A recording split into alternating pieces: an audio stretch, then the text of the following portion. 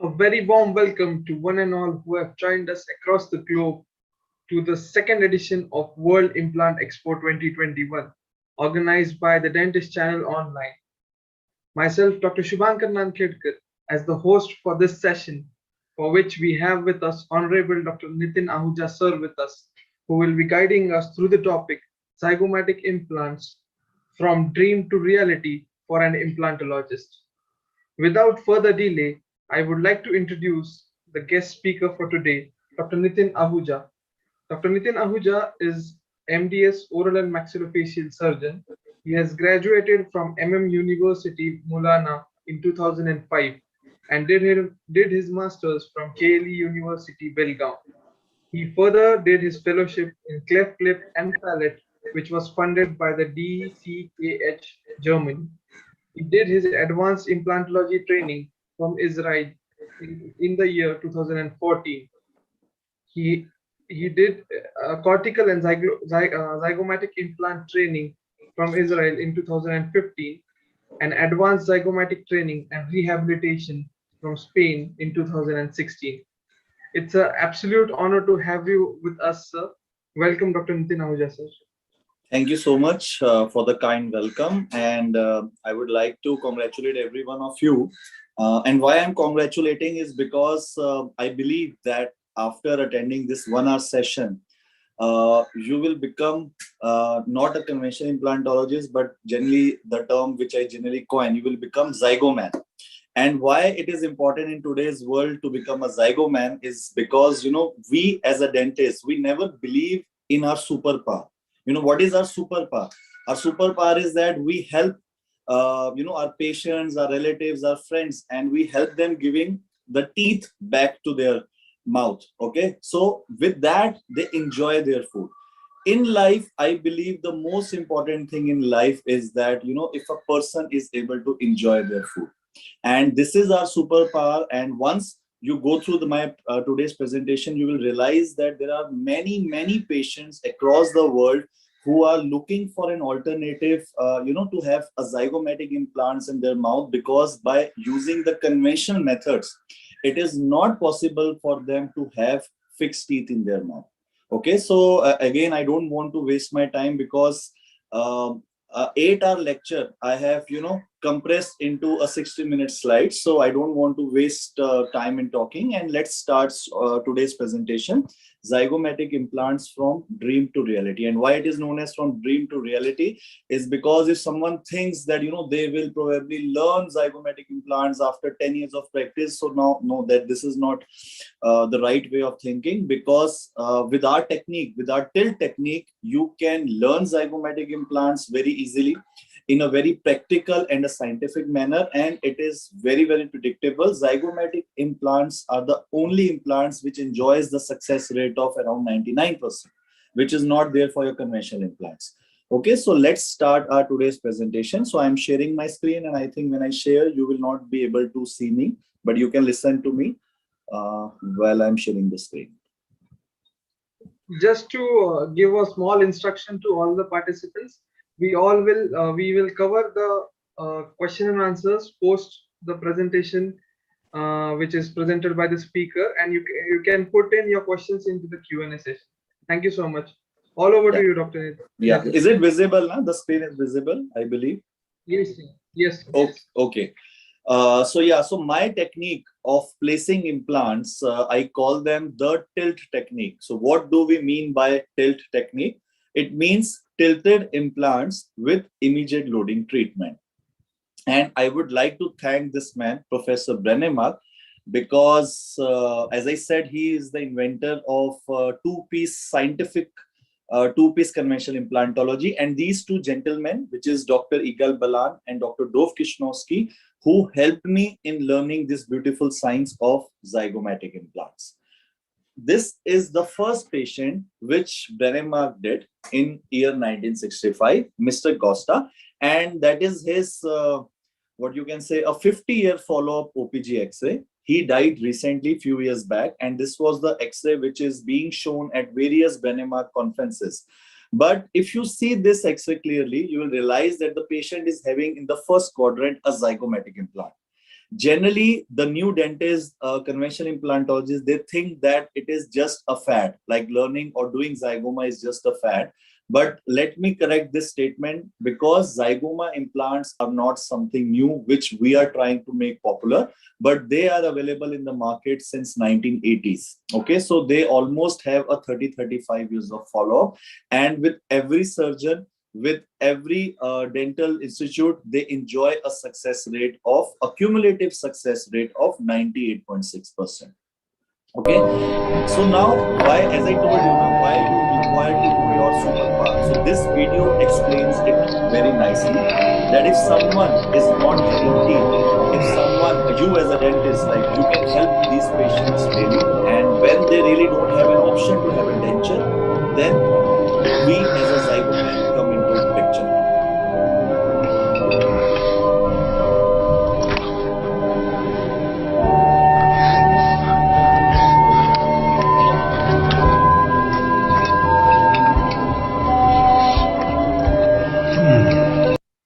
So the lines which are written on the top are said by Professor Brenemark, that no one should die with their teeth sitting in glass of water. Okay, which means every patient should have a fixed teeth in their mouth so that they can enjoy the quality of their life. So as I mentioned earlier, 1980s, the first zygomatic implant was placed in a maxillectomy patient by Professor Brenemark. And since then, the implants evolved from the first generation to the fifth generation. And also there were modifications in the techniques from intrasinus to extrasinus to extramaxillary. But what exactly are these techniques? So what do we mean by intrasinus? So intrasinus means that your implant passes through the sinus. Okay, so your implant lies into your maxillary sinus cavity, and then it engages the zygomatic bone. So this was the old technique which was being used by around 20-25 years by almost everyone. Then there was a modification which is known as the extra sinus technique. So what exactly do we mean by extra sinus technique is that the doctors used to make a window like a sinus lift. Then they used to push the membrane inside and then place the implant. So which means that your implant was still lying into the sinus cavity, but your implant was lateral to the membrane. Okay, and then this was a new technique which was introduced in the year 2000s, which is known as the extramaxillary technique, which means your implant does not go into the sinus. It lies laterally on the lateral maxillary wall, and it engages the zygomatic bone on the apex part.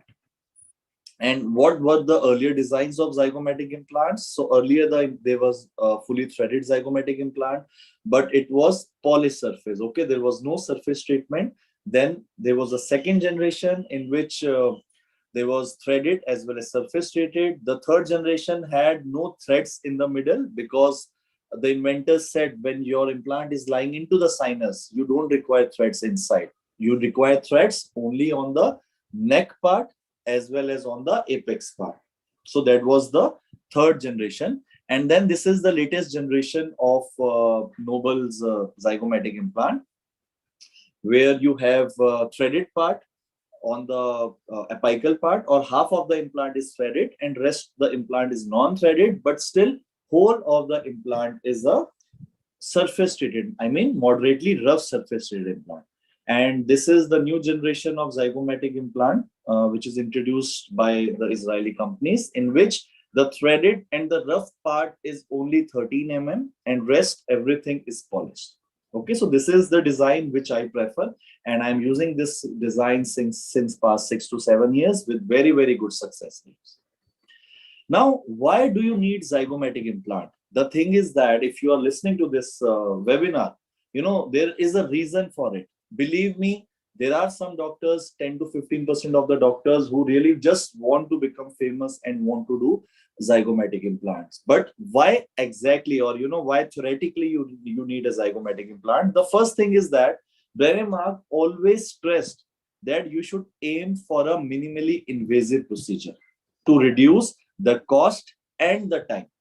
Okay, he does not want you to do full mouth GBRs, bilateral sinus slits, taking autogenous bone graft from iliac or the rib.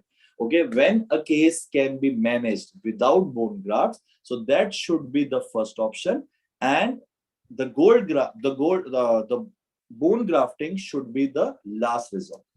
Okay, so when you place a zygomatic implant, so these are the three buttresses in our maxilla. These are the vertical buttresses that when you place an implant in the pre-maxilla, so that implant is known as the implant placed into the nasomaxillary buttress.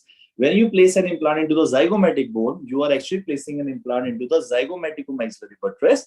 And when you place an implant in the posterior most region, I mean the tuberosity or the pterygoid region, so that implant, if it engages the pterygoid bone, it is known, or it is engaged into the pterygomaxillary buttress area. So when you place the implants in this buttress area, your force distribution is much better compared to when you place the implants in a different orientation. Okay, so that is the reason that why these tilted implants, they enjoy such a high success rate, is because this is known as the anatomic buttress concept, that you are placing an implants into the areas where the forces travels through that bones. Okay, now why zygoma? Now again the question was that why zygoma is important. So zygomatic implants are important because the zygoma bone absorbs most of the posterior load, which reduces the adverse masticatory loading and cantilever effects on zygomatic implant and body. So when you place a zygomatic implant, you take away the stresses from all other implants. Okay, 60 to 70% of the load is transferred through the zygomatic bone to the temporal and the frontal bone. Now, this is what we were talking. This is our ideology about the tilt technique, that these are the vertical buttresses, and the buttress system absorbs and transmits the force applied to the facial skeleton. So if it is absorbing and transferring, which means it is taking away the load from the crestal part on the other implants. Now, when you do, now this is again, it is not that, this was the oral surgical concept, but when we talk about implants, the biomechanics plays a very important role. Okay, so there is a study in which they have done finite element studies on a 3D anatomic jaw, and they have seen that once you add zygomatic implant, the forces are transferred towards the zygomatic bone, and you can see on the left side the picture, the areas showing stress as parrot green color and red color. But when there is a maxillectomy patients, when there is no connection between the alveolar bone and the zygomatic bone, so then the stresses are not transferred and the stresses are more towards one side only. But once you add the zygomatic implant, you will see that all other stresses have faded away, and majority of stress you will see on the zygomatic bone where the zygomatic implant has been placed.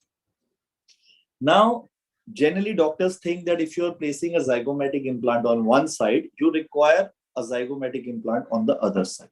No, that is not correct. So zygomatic implants are for that areas where the bone is not there. But in the other quadrant, if the bone is there for your conventional axial implants, you can place those implants. If it is the place requires placing only one zygoma, you can place one zygoma. So there is no hard and fast rule that if you have placed on zygoma on one side, so you need to place zygoma on the other side also. Now, this is a classification which was given in the year 2011 by Professor Carlos. So they have said that, how to decide what is the orientation of your implant, like whether it is intrasinus, extrasinus, or extramaxillary. So he divided the anatomy of the patients into 5 types. One is a very flat anatomy, which is known as Zaga 0, and going till Zaga 4, which is a very convex anatomy. Okay, so the position of the implant actually depends on the anatomy of the patient, the anatomy of the zygomatic and the lateral maxillary bone. So that is the thing which is going to guide that where your implant is going to come. Okay, you cannot decide whether you want to place an intrasinus, extrasinus, or extramaxillary.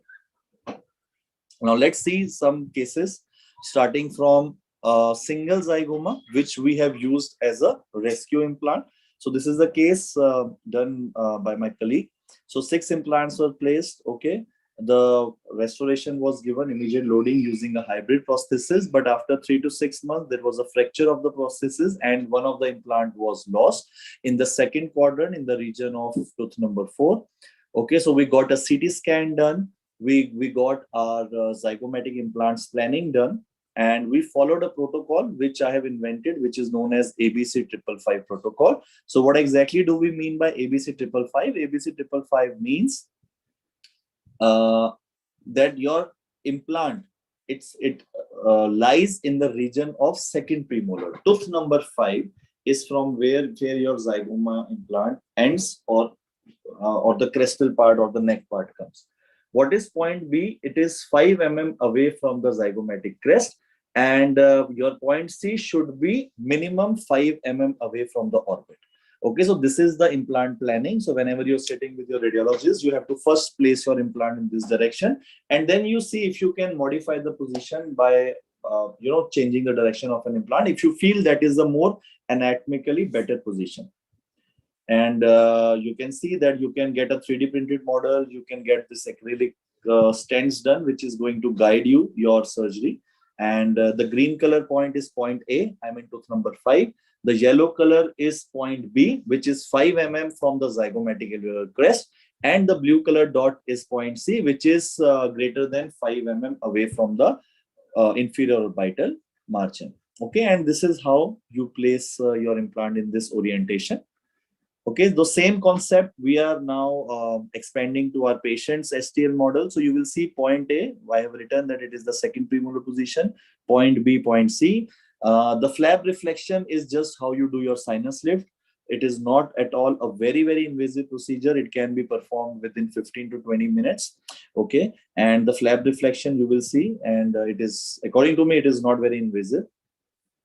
Fine. And these are the markings according to the ABC 555 protocol, the drilling protocol. This is the sinus slot, which is created by the special diamond burst, which does not damage or rupture the membrane. And this is the drilling protocol. These are the drills. And this is how you insert your implant. You can see on the top left side, this is an implant which is 13 threaded and 16 surface treated. Okay, so implant is placed, 45 newtons of torque is achieved. We have used the multi-unit abutment to straighten it in the mouth. So we have used a 45-degree abutment. And you can see I have placed a hex driver onto the old implant, and my multi-angle this thing handle is guiding me that we are in the exact orientation onto the ridge where how normally or ideally your implant should have been placed in tooth number 5 or tooth number 6. So this was the bridge done by the concerned doctor. So they have done a malo bridge over it. This is a very interesting case because she's a patient of amelogenesis imperfecta. Okay, and from the age of 23 years, she is getting full mouth implants being done. And you can see the top picture is when she was 23 years of age. The bone grafting has been done. The block grafting has been done, which has failed because the membranes got exposed. Then she went to another dentist, those who have placed the single piece implants. Then there was some kind of failure in the mandible, so they added some few more implants. Then again, the disc implant failed in the basal, the single piece implantology. So the zygomatic implant has been placed for the patient, and after having 4 attempts, the patient again met with the failure because she was not very happy. She was having some sensations of the nerve, maybe there was some nerve damage, and then she visited me. So this was, so I asked the doctor to remove all the implants. We did some PRF for the better soft tissue healing. And this is a 3 months post-op after the removal of implants. And you can see there is no bone. You can see there is no bone. Okay, whole of your maxillary sinus is open. You can directly see the palatal, the horizontal plate of the palate. And doing a grafting also is very difficult because your graft won't stay, it can get infected. So we took a chance, and this was a 3D model, and you can see the same defect here.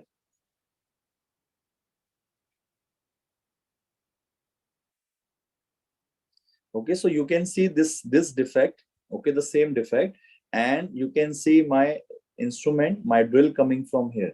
Okay, so we have engaged the orbital rim because there was no bone. Okay, there was a screw on this part from the old grafting procedure. So I could place one zygoma here, and we have placed a few zygomas into the orbital rim.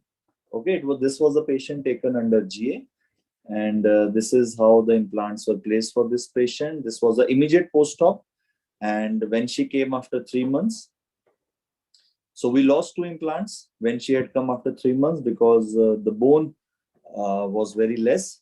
And I mean, this is how we did the prosthesis. This was the maxilla, and then we did the lower all-on four for mandible, and the prosthesis was given to the patient. Now you need to understand this scan.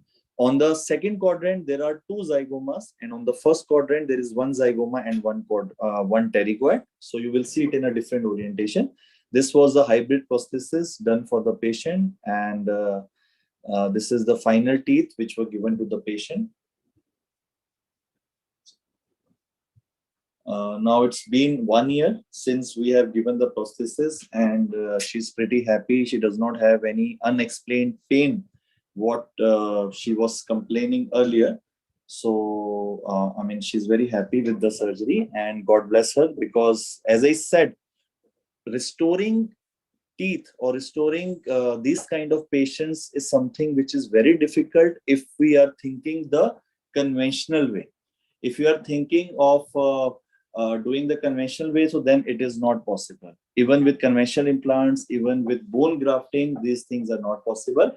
To me, she had two options. The first option was to get zygomatic implants, and the second option was to get the PSI, the patient specific implant. I don't know if you have heard about it. So also they are known as subperiosteal implants. But because the subperiosteal implants are relatively new, I'm talking the new generation PSI, because the earlier subperiosteal implants, which Professor Limco was doing from year 1960s to year 1980s, I mean 20 years he was doing. So they was not having much success rate because the fabrication methods were very different. The type of material which was used was very much different. So now the new generation PSI, the patient specific implants, they looks very promising because we are using the CAD/CAM technology and everything. But the thing is that I was concerned about, if some soft tissue recession happens for this patient, if I'm not getting a stability, or if something becomes loose, the screws are not taking up and it becomes loose. So I had my some doubts regarding the PSI. So I want to still wait for another year or two till I see many of my colleagues doing a lot of PSI or subperiosteal implant surgery. So if I am confident, or if I'm confident about the results, I might have that also in my toolbox. But as of now, what I prefer for these type of patients are the zygomatic implants. Now, again, this is a patient. So this is a patient we did 2 or 3 years back. This is a hemimaxillectomy patient. Patient came to me. He's a Navy officer, and the problem was that whatever he was eating or drinking was coming to the nose. Okay, he was given an obturator, but which was not very stable because there is no alveolar bone. So it was very difficult for him to lead a very normal life. So I operated this patient in a Navy hospital. So we went there. So we planned a quad zygoma for this patient. Quad zygoma means two zygoma on one side. So we planned two zygomas for the first quadrant, and we planned two normal implants in the second quadrant after extraction of tooth number 3 and 4. So this was the original plan, which was planned for this patient. And this is the kind of obturator which he was having. Okay, so I don't know what kind of obturator it is, but it was not stable. It is not for chewing. It is only to close that space. So he was not at all comfortable with this. And we planned the surgery, as I said, for a 2 zygoma on one side. So these are the markings which I wanted to follow because we wanted to avoid my implant or the drill going into the orbit. And if you see now, these are the two implants which are placed. So these two zygomatic implants are placed, and then two multi-units are placed on the implants. Then what I realized that, this patient, because whole of the maxilla was removed on one side, and so there was no infraorbital foramen. And so I thought, let me take a chance, and we try to place the third zygomatic implant. Okay, and that is the reason you will see that we have finished our surgery, we have placed our multi-units, and then the third drill is seen in this picture. And that is the reason we have used a little shorter height implant, because we were not carrying implants according to the third implant. And so then the multi-unit abutments was used, and all three implants were lying parallel to each other. And this is the post-op CT. Now, the third implant also we engaged into the orbital rim. So this is a second case where we have engaged the orbital rim. So this implant is again engaged into the orbital rim. So this is only possible when we are doing under G. Obviously, in LA, we cannot take this kind of risk, but it was a very calculated risk, and we took that. And this is how the implants were placed. So this was the first implant, the distal most. This was the middle implant, and the third implant was placed into the orbital rim. Okay, this is the immediate post-op OPG, and you can see that this is where it got engaged, the third implant. And the only thing is that I would suggest that ideally, when you do a case, and it does not hold true only for zygomatic implant, whenever you are doing a case, it's your normal implant case, conventional implant, straight implants. So try to do the prosthetic also by yourself. Okay, because you really don't know in your consulting practice what kind of the prosthetic knowledge for that particular kind of case the other doctor is having. So now what has happened that I asked for an x-ray, which is maybe the third or the fourth day or the fifth day post-operative, I don't remember exactly, and this is the x-ray which was received. So now what I realized is that they have used the intraoral welding. Okay, so they have welded the abutments of these three zygoma, but they have not connected these abutments to the other side. Okay, so now what we need to understand is that, so these implants are having very less anchorage into the bone, and rest of all of the implant is lying freely into the sinus space, okay, which is open. Now, whatever is going to touch this area is going to, make all these three implants mobile. So I immediately called the patient to my clinic, and when the patient came, this is what he was wearing.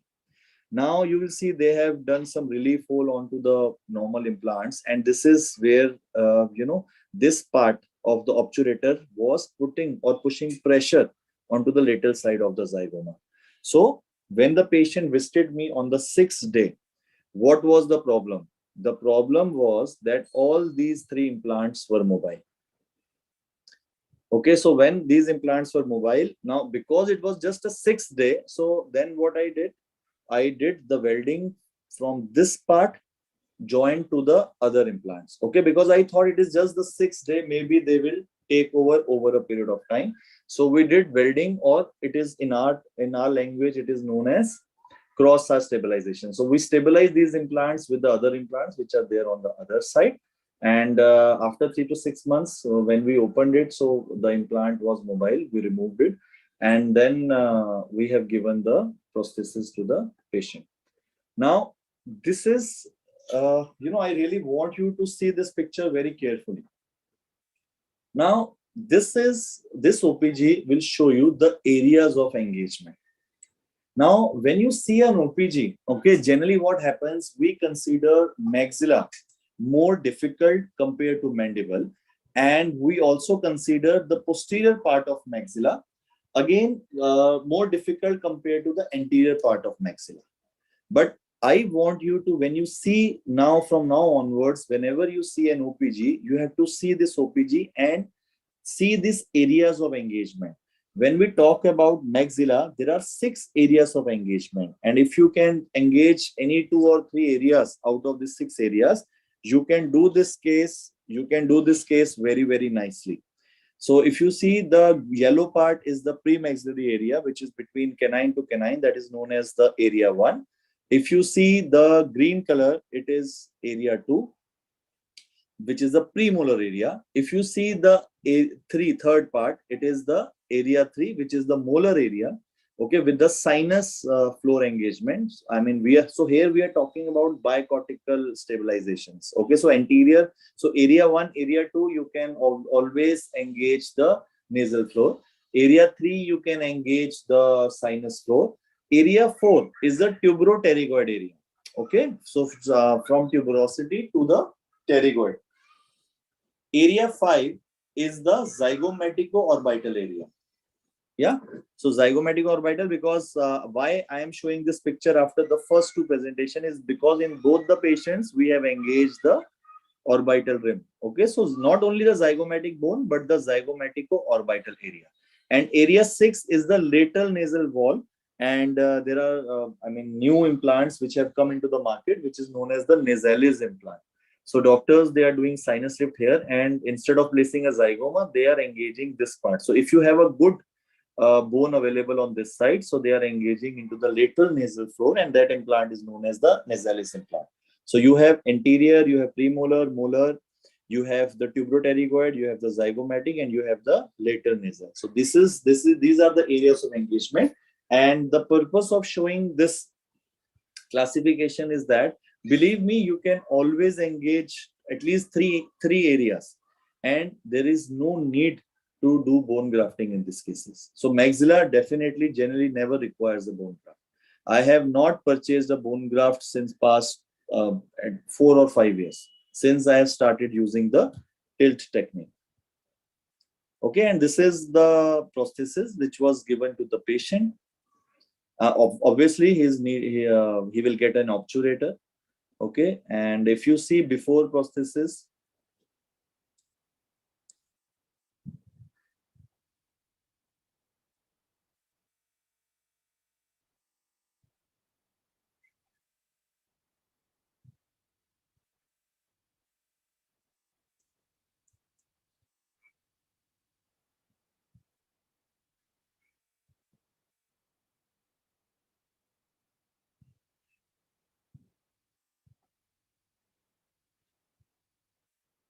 and once he will wear the obturator, you will see the clarity, the nasal twang is gone, and you will see the clarity in his voice.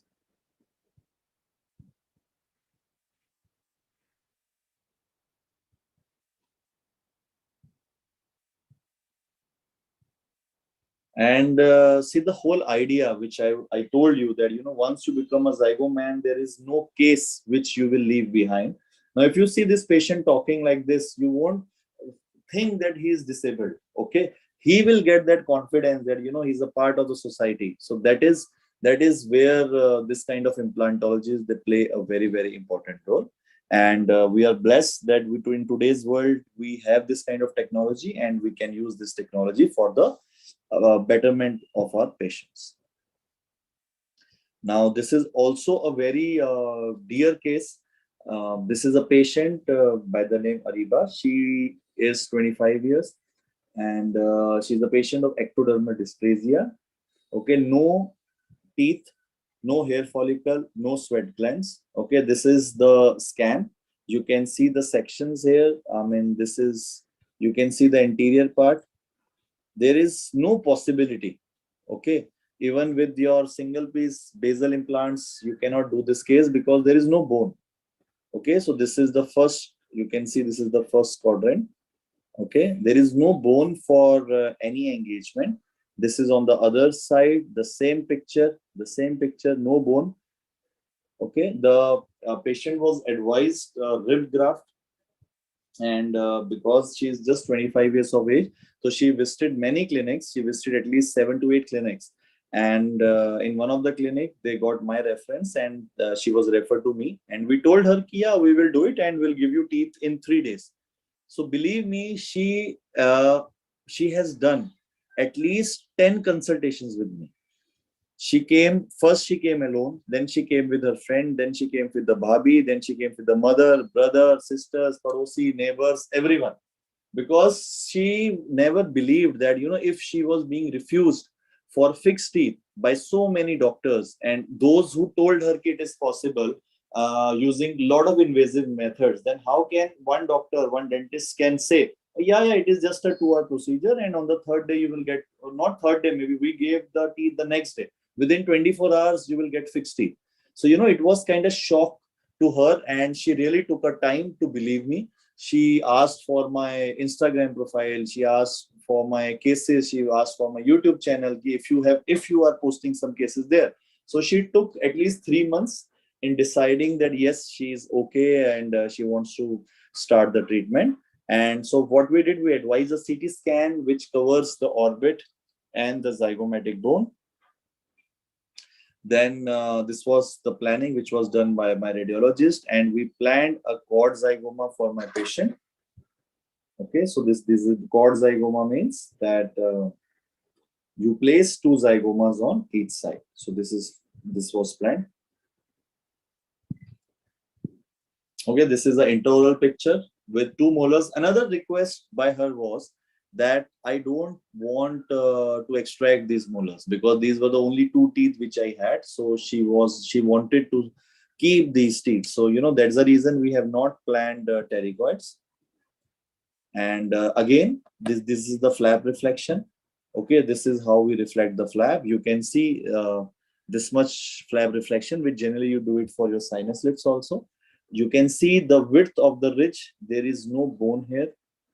Okay, so both sides we have exposed the infororbital foramen. This is the infororbital nerve. You can see that. This is where we have marked.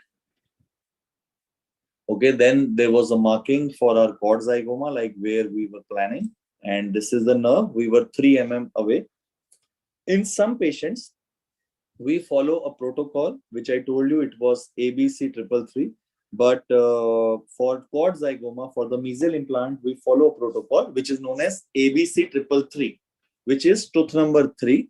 Okay, point A. Point B is 3 mm away from your infororbital foramen. And when you follow A3, B3, your point C will always be more than 3 mm away from your orbital rim. So the planning was done according to those protocols.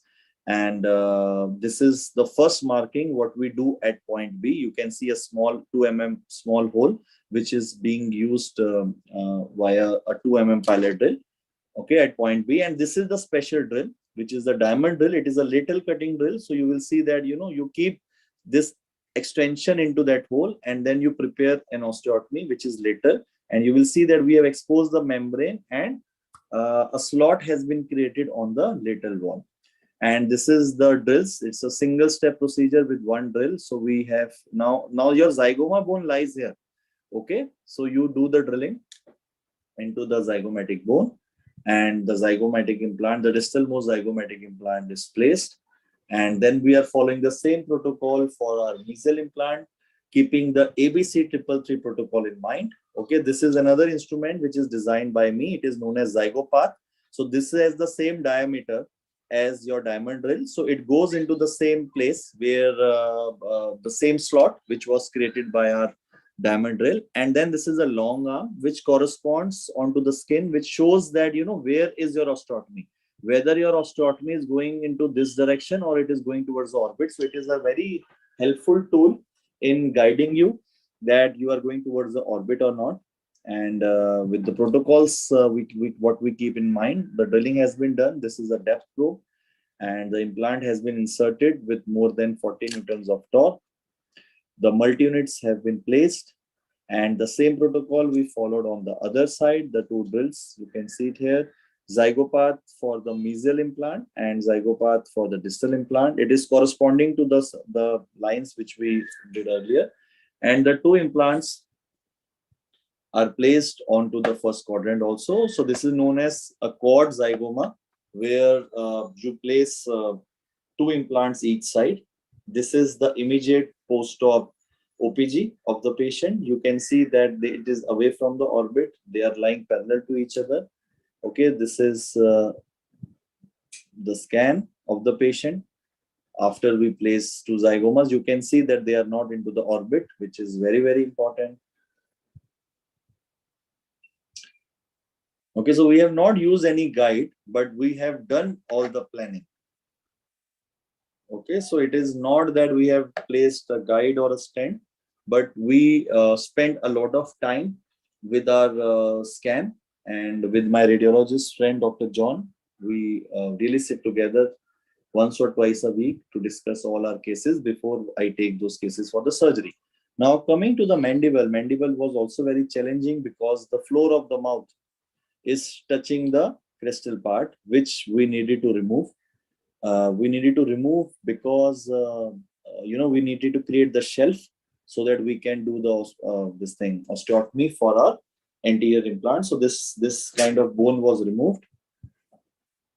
Okay, and we did our lower colon 4 using 4 implants, in which the anterior 2 implants are axial and the distal 2 implants are at around 30-degree angulation.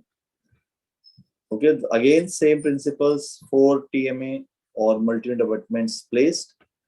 These are the multi-unit abutments, and then we have taken an impression for the patient. And so why we did this step is because the floor of mouth was coming on top of these abutments. So we added a composite over it so that it keeps the floor of mouth little low. And this is the second day where we removed these golden abutments and the prosthesis was ready. And this is what was given to the patient in 24 hours. This is the existing old denture which patient had, and we modified the dentures and we fixed it in the patient's jaw. Okay, this is the immediate post-op OPG after your maxillary and mandibular implants. And this was the intraoral view. This is the OPG. And if you want to see it on a model, I mean, this is the drilling. It looks like Terminator. But yeah, this is how a cord zygoma is being placed. Okay, this is the scan of the patient. You can see the symmetry between the adjacent implants. Okay, on the left and the right side, you see, I mean, you can do it freehand. This was done under local anesthesia. Total treatment time for maxilla was only 2 hours. So we finished the whole case in 2 hours.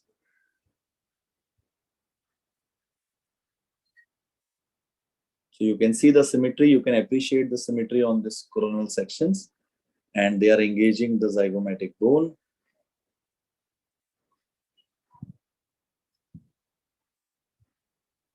Okay, now this is the latest fad again, that placing a zygomatic using the navigation technology. Okay, so I mean, this is a technology which is really catching up now, and we use the Iris 100 navigation system. I did it with my colleague who had this machine, as well as the patient also belonged to that colleague. So we decided that let's use this technology to make it more predictable, to make it more safer. So what exactly is this navigation technology? It is like a GPS. So, I mean, like what you see in your car, a map is there and you see that your car is going onto that highway. So same way, the scan is uploaded into their software, and then there is a sensor which is there on your handpiece, and there is an infrared camera which is attached at a little distance. So the movement of your handpiece is recorded by the camera which is there. Like you can see the camera, and this is the sensor or the receptor which is there onto the handpiece. And then, like how you see onto the car screen, the same way on your computer screen, your CBCT scan will open up, and in all the 3 sections, that is the axial, sagittal and the coronal, you will see where your drill is going. Okay, whether you are going towards the orbit, whether you are going towards the sinus, whether you are going to the open. So you can see everything onto that screen and you can perform the surgery. And this is the pre-op. This is what we planned, and this is exactly what we achieved after our implant was placed for the patient. Okay, so if you see, this is the drills which are being shown, that how you are going inside. This is the zygomatic bone. So when you are doing this now, you will see there will be little sound to this.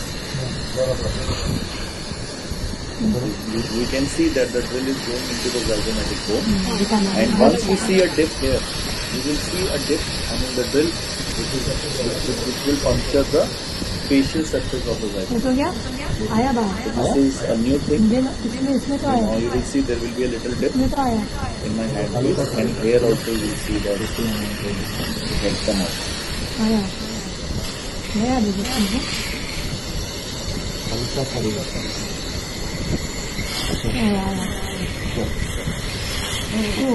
Okay, it has come out. So, and you can see while we are removing the drill also, you will see that, it is not in the bone, and we are taking it out. So this is a new technology. If someone really wants to do their predictable nerve bypasses, predictable zygomatic implants, pterygoid implants, so they can use this technology. And as I told you, this is what we planned, the threaded part, and yellow is what we have exactly done on our patient.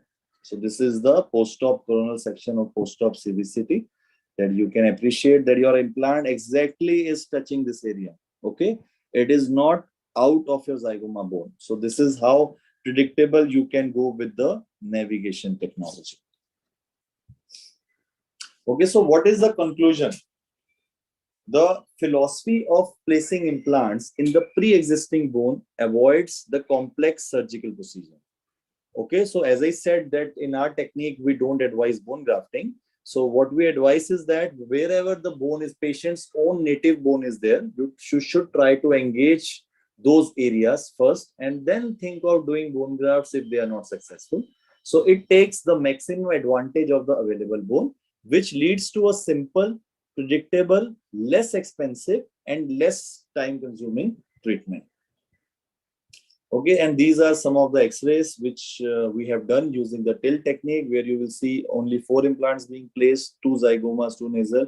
You will see 6 implants being placed, adding with the pterygoids. You can see mandibular implants, maxillary implants. Okay, a quad zygoma case. This is a different case where again 2 zygomas each side were being placed. So very one side 2 implants, one side single implants. So I mean there is no hard and fast rule that how you have to attempt. And this is how generally my cases looks, that you will find 6 implants in the maxilla and 4 in the mandible, 6 in the maxilla, 4 in the mandible, 6 in the maxilla. And I always say that I do all on X. X can be as a Roman numerical all on 10, where we prefer to place 6 implants in the maxilla and 4 in the mandible. Or X can be that you can place any number of implants dependingly your available bone. Okay, like in this case, you will see there are 5 implants. I have done few more cases where we have done only 1 implant here, 2 zygomas and 2 pterygoids. So X can be any number. Okay, another, now here we have placed 7 implants, you can see. 3 in the pre-maxilla because patient was only 35 years of age, aggressive periodontitis. So we removed all maxillary, we waited for some time and then we placed these implants. Here you will see only 5 implants. Okay, because there was no bone and patient did not want to go for quad zygoma. Here we have done a quad zygoma with 2 pterygoids. So there is no hard and fast rule. But yes, if I am not doing zygoma, like if I am not engaging the zygoma and I have a patient where I need to place 4 implants in the premaxilla, then I always prefer to add 2 pterygoids. I personally don't prefer an all-on 4 for maxilla because the quality of bone for maxilla is little weak. Okay, so what is the takeaway message? That you can also tilt it like me, and that was just on a lighter note. And you can follow me on Instagram because I try to post at least 1 case picture daily, so you can get little benefit. If you have any questions, you can either email me or you can WhatsApp me. If you have any case, you can discuss that case with me. I will be grateful to all of you that you have attended this seminar. And if you have any questions, I am now available for that. Yes, sir, definitely. It was a great explanation. I mean, I would like to say, and very conceptualized explanation of such a difficult topic, which is interpreted by the implantologist. I feel so. It was a amazing session, sir. Before we move on to the question answer session, I would just like to present a short presentation. The World Implant Expo 2021, which is organized by Dentistchannel Online. We are at the second edition, and we had the first edition in 2020, which had a huge response. So as this year, we have all the leaders and the influential personalities working in the field of implantology at a single platform who are guiding us since we started from 5th of November, and we'll be continuing the same. About the organizers, Dentistchannel Online Pvt Ltd is a leading dental media company that aims to spread awareness and knowledge regarding various aspects of dentistry. We conduct regular webinars and courses on different areas of dentistry. Being a prime member of Dentistchannel Online brings you several opportunities, accredited webinars, and dental courses.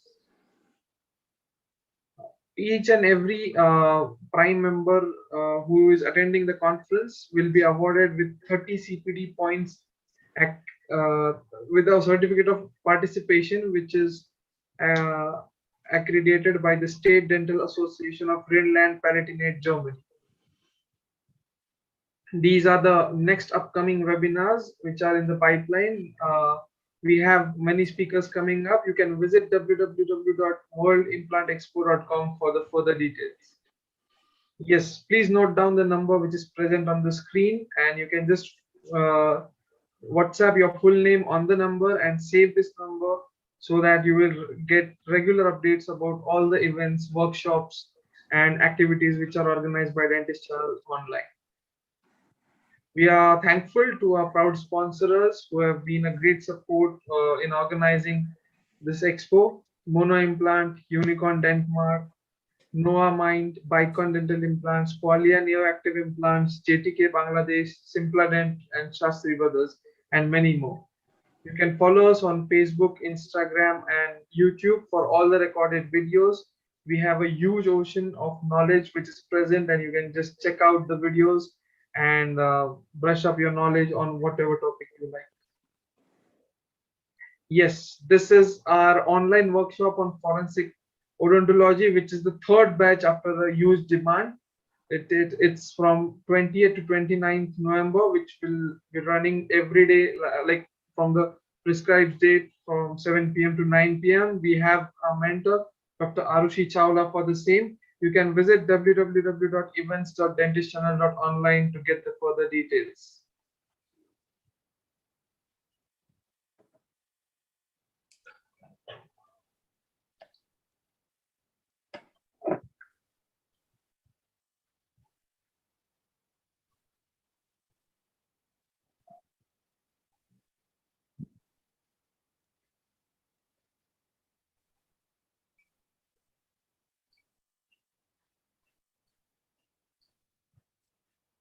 Yes, moving on to the question answer session, sir. We have one question coming up. Can zygomatic implants be placed in on smokers, like in smoking patient, I guess? Yeah, you can place that. Okay, It perfect. can be placed. It can be placed. Yeah. Yes. And next question is wanted to know if we are doing buccal fat pad repositioning to cover the zygomatic Yes, yes. implant, and it's a unilateral zygoma case. Would it lead to facial asymmetry? So basically, when you are doing unilateral, which means it's not a very atrophic case. So ideally, in those situations, you will have a flat maxillolateral wall, which means your implant, anyways, is going to lie between your maxillary wall and the sinus. Means there is no convexity which is going. I mean, which the patient is going to feel. In an atrophic jaw only, you will find that there is a lot of concavity because your ridge has collapsed. Okay, it has gone into class 3. Your zygoma is still in that area, and in those conditions you require a zygoma and you need to place a buccal pad fat. And talking about the asymmetry, I mean, it's a very good question. It's a very good query. It can happen, but we have not seen that because we have not done any unilateral with buccal pad fat grafting. We have done always when it was a bilateral, and I have not done it, but really I need to think about it. It's a very nice query. Yes, sir. Next question, I'm not sure of. It says any contraindication for sinusitis. Yeah, so when there is a chronic sinusitis, now the thing is that first thing when you are taking these type of cases is not that you can take any case. You need to do, so if you remember what I told you when we had a first case where we had a rescue implant, one of the implant has failed. So you always need to get a CT scan done. And if the patient is having a chronic sinusitis, you need to get the FESS, functional endoscopic sinus surgery done. You need to make that osteum open. In general, this is a rule which was written maybe 20 years back when you were using a noble biocare implant, which are all rough surface implant and threaded implants. Nowadays the kind of implants what we use is all polished. It does not have any effect, but we should consider sinusitis is having like a medical problem. So if the patient is having a filled up sinus, you need to get that treated, and then you need a clearance from ENT surgeon and do that case. But in India, we generally don't advise patients also for blood test and all. So if you still want to do a case, it is still possible using the new design of Zygoma implant. But as a doctor, I would recommend to first have an ENT review for that. Yes, sir, definitely. I guess that was the last question for the day, for the session, sir. Thank you so much, Dr. Nitin Ahuja, sir, for joining us and guiding us through such a wonderful concept. And I would like to thank each and every delegate who has joined us, and also the sponsor, the organizers for the same. Thank you so much, everyone. Thank you so much, Dr. Nitin Ahuja. Thank you. Thank you.